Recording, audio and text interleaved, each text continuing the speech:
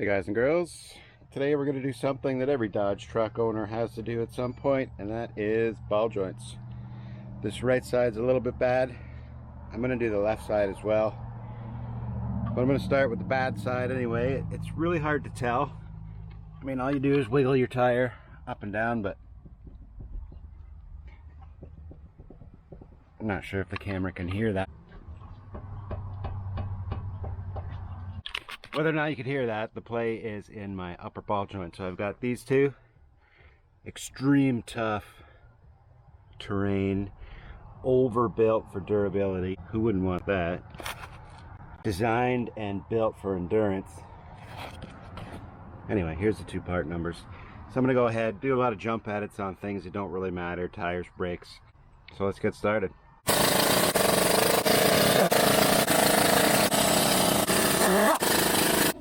Look at these guys, think we're going somewhere. It's gonna be a while, girls. Next thing we're gonna do is pop off the caliper. Just gonna stick a screwdriver inside, take some pressure off the pistons, holding the pads against the rotor. That way there the caliper will slide off. On these aftermarket calipers, the bolts are 17 mil or 11/16.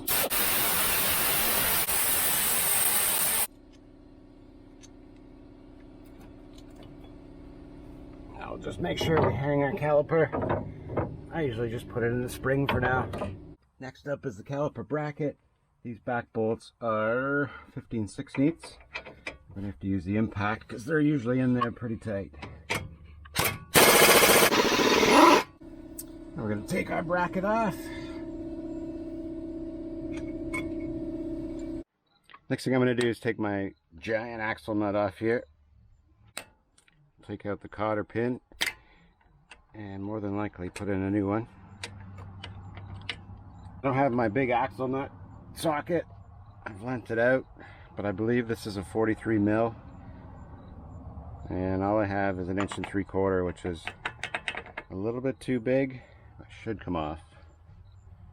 I believe 11 inch and 11/16 is the size in Imperial.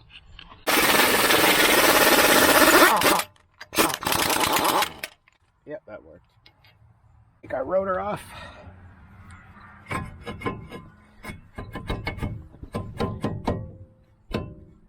It's a really tight fit around the outside of the wheel bearing. So that may need some persuasion.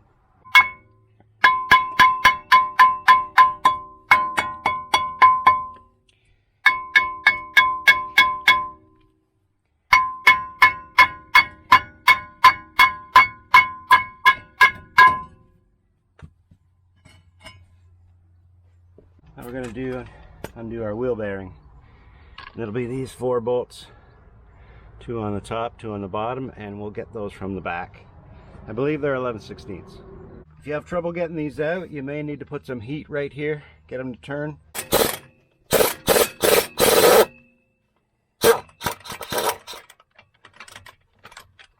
Got one.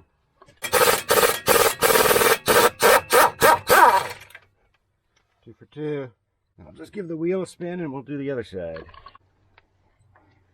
Try the bottom one first.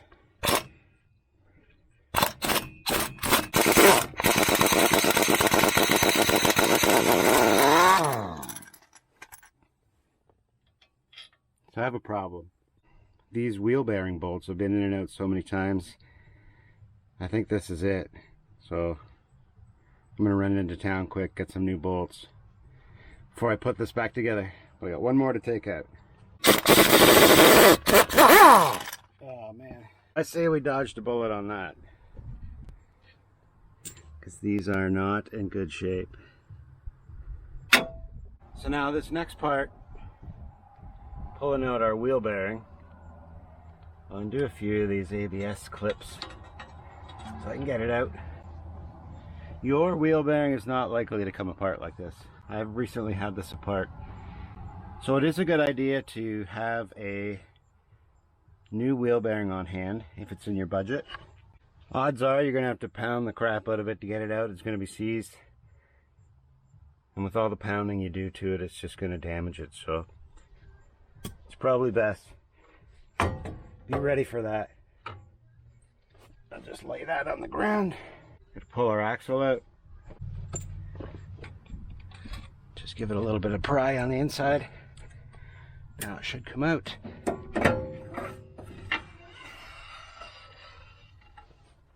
Axle out.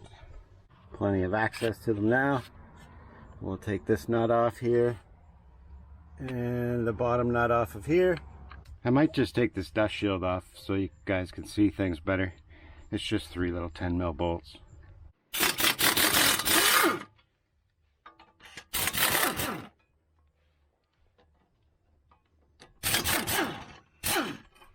If we take a look up in here, there's a cotter pin going through this ball joint. Try and take that out.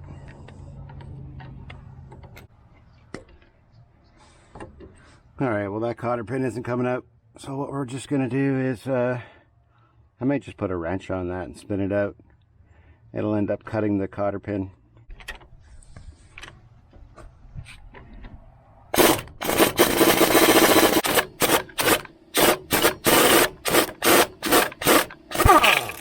So my top bolt on this ball joint was 1 16 inches, but they're probably going to vary by manufacturer on aftermarket ball joints. Now the bottom nut here is another big castle nut. So that big castle nut on the bottom ball joint, on this application anyway, is 1 5/16 inches.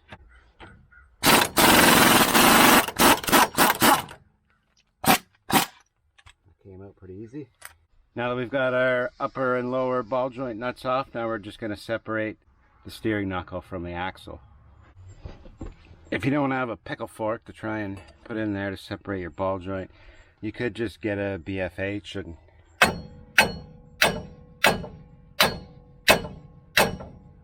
try your luck hitting it that way.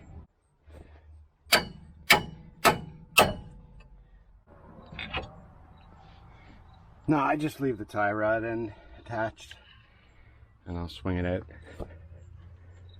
And it can rest over there nicely. Now, the meat and potatoes of the job. So if you scratch down around this little indentation around the ball joint, you'll find a snap ring. You just need a pair of cheap snap ring pliers. Squeeze it, lift it a bit. You'll also get a new snap ring. I just like to put a screwdriver under it. We'll give this side a little tap. Just like that. Move it around. Lift up on this one that we lifted on earlier.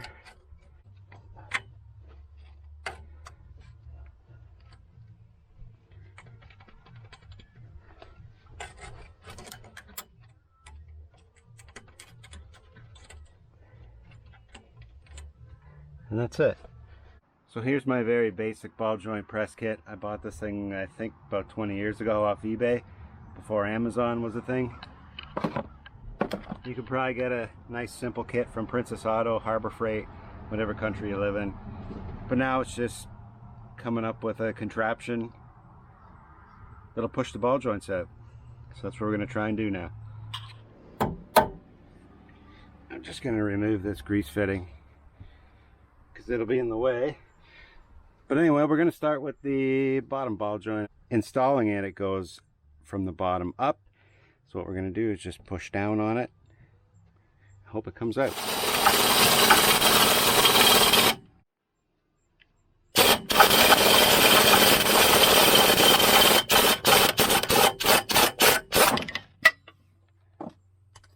Bottom one's out. That went a lot better than I thought it would.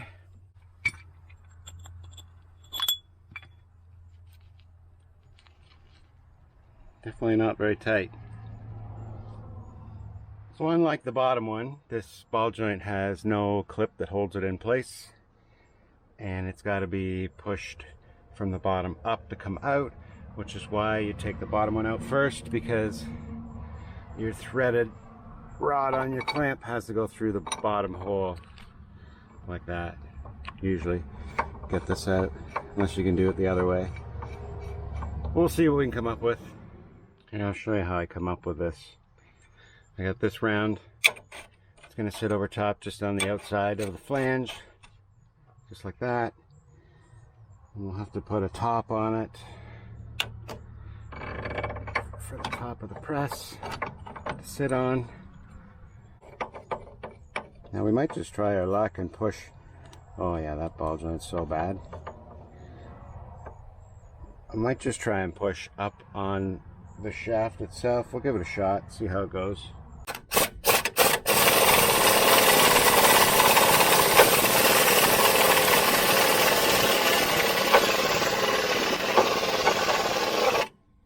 Oh, we got it.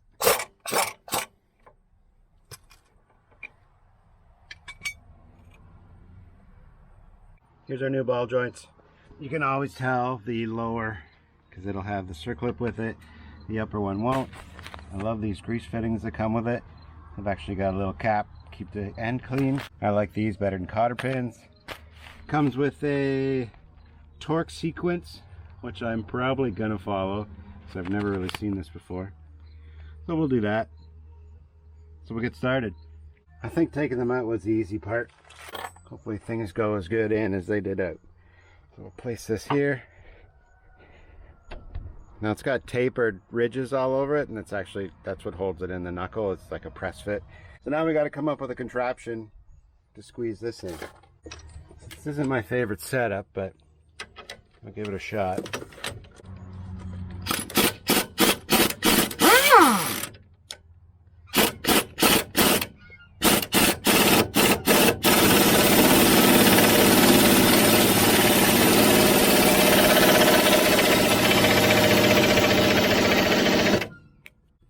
That went pretty good.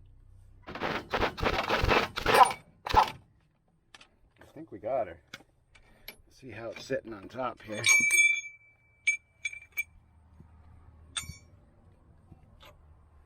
Oh yeah. See our nice groove right there where our snap ring's gonna go in. Might as well throw that in right now. Snap ring pliers. Get it started, give it a little push, installed. Grease fitting,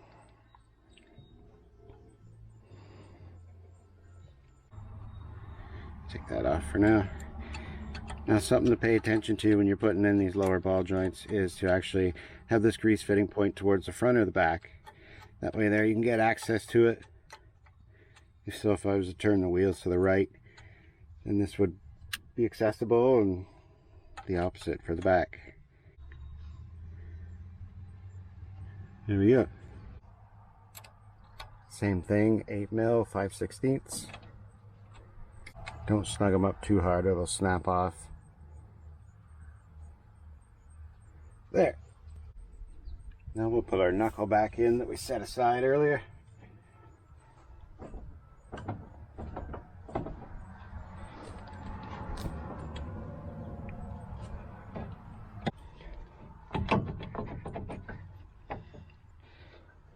Throw our bottom nut on because we got a few threads showing just to hold it. Our last nut on the bottom here was 1 5/16 if I remember right. Now this new nut is 1 1/8.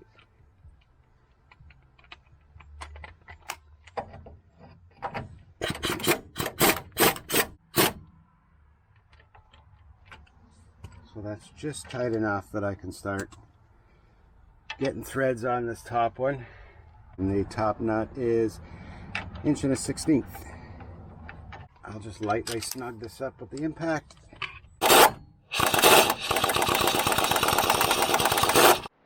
So according to the instructions, our bottom ball joint gets torqued first, just to 37 foot-pounds, which isn't much.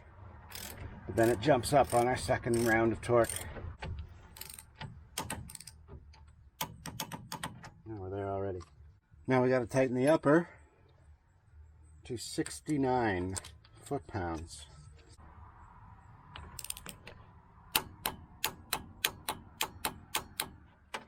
$70 or $69.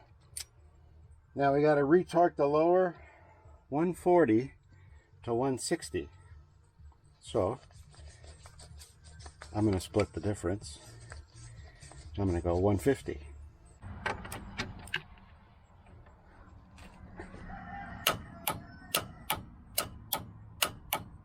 we go. Torqued. Now you got our special little clips we're going to put in. And they just go like that.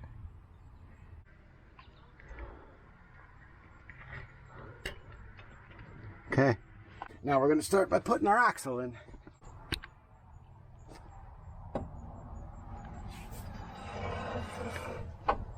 This is something you want to be very gentle with as it gets close to the inner seal. Just lightly push it through. And then give it a good push. And pull out a little bit. That's installed. Before we put our wheel bearing back on, we're going to put our backing plate on.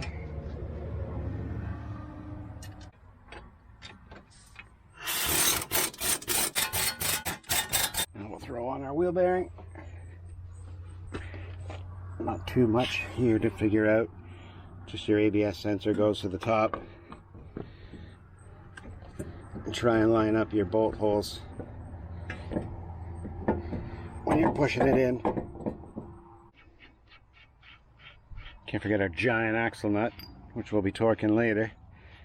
But anyway, like I was saying earlier about my wheel bearing bolts, I grabbed some new ones from the Chrysler. Had to go straight to the dealership. There's the part numbers and stuff if you need them too. Hopefully you don't. But these little babies are $15 each. So as much as I need 4 on this side, I'll need 4 on the other side, but they didn't have another 4, so that's okay. We're doing the other side later anyway. As I put in my last wheel bearing bolt by hand here, it's a good idea to put anti-seize on them. It's a really good idea because they just sit inside there and do nothing for so long. When it does come time for them to come out, they're very reluctant. So I'm just going to go ahead, crank the wheel, and we'll get these wheel bearing bolts back in. Alright, so this giant nut, axle nut, has to be torqued to 258 foot-pounds.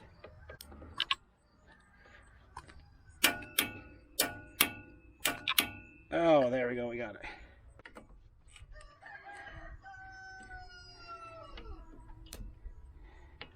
Now we'll throw our rotor on.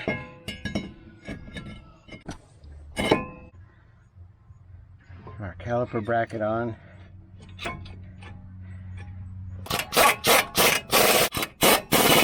Last but not least, our caliper. We're almost there.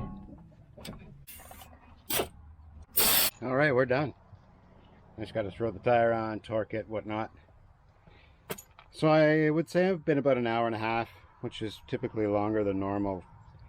Of course, using the camera to videotape stuff. So you can expect probably an hour and a half if it's your first time. I've changed these ball joints before in this truck, so this is the second time. Got them from Rock Auto. No real special tools needed. Like all I said, just the ball joint press and the big axle nut torque wrench. So it's definitely something you can do yourself. If you have time, patience, motivation, want to save probably $1,000. So I hope this helped you guys in deciding whether or not this is something you want to tackle yourself. If it is, I'm pretty sure you can do it. Thanks a lot for watching. We'll see you guys in the next video.